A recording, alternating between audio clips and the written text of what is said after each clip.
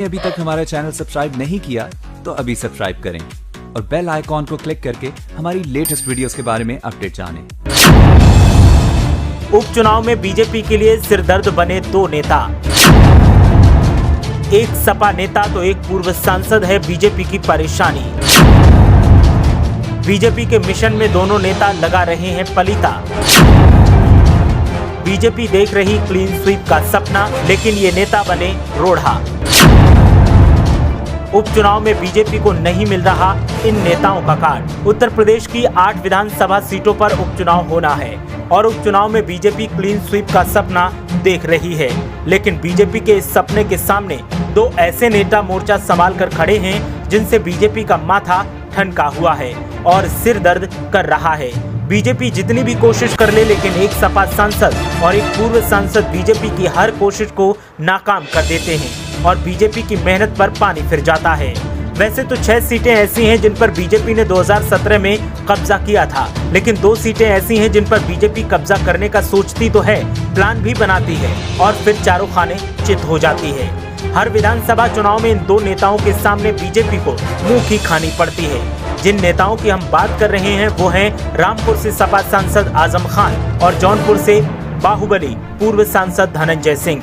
ये वो दो ऐसे चेहरे हैं जो बीजेपी की हर रणनीति पर भारी पड़ते हैं और बीजेपी इनके सामने ताश के पत्तों की तरह बिखर जाती है। रामपुर के सांसद आजम खान की पत्नी तंजीन फातिमा को 2019 के उपचुनाव में हराने के लिए बीजेपी ने पूरी ब्रिगेड लगा दी थी। साथ ही पूरा प्रशासन भी बीजेपी के साथ था, लेकिन बावजूद इसके बीजेपी को रामपुर सदर सीट से जीत का स्वाद चखने को नहीं मिला।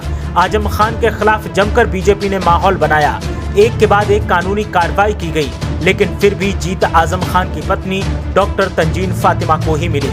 ऐसे में सपा के कद्दावर नेता और सांसद आजम खान बीजेपी के हर सपने को खटाई में डालने का मादा रखते हैं। वहीं बात की जाए दूसरे नेता धनंजय सिंह की, तो धनंजय सिंह जौनपुर की मल्हनी में बीजेपी की हार का कारण बन जाते हैं। मल्हनी सीट पर ठाकुरों और यादवों का बोलबाला रहा है।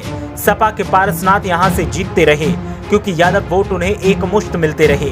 दूसरी पार्टियां इसलिए चुनाव हारती रही क्योंकि ठाकुरों के वोट में बड़ा बंटवारा होता रहा। इसमें एक बड़ा फैक्टर धनंजय सिंह रहे। 2012 में बनी मल्हनी सीट के 2 चुनावों का इतिहास बताता है कि धनंजय सिंह के पास 50,000 वोटों का जुगाड़ हमेशा रहता है। 2012 के चुनाव में उनकी पत्नी डॉक्टर जागृति सिंह और फिर 2017 के चुनाव में धनंजय सिंह को लगभग 50,000 वोट मिले और इन्हीं वोटों की कटौती की वजह से बीजेपी को हार का मुंह देखना पड़ा।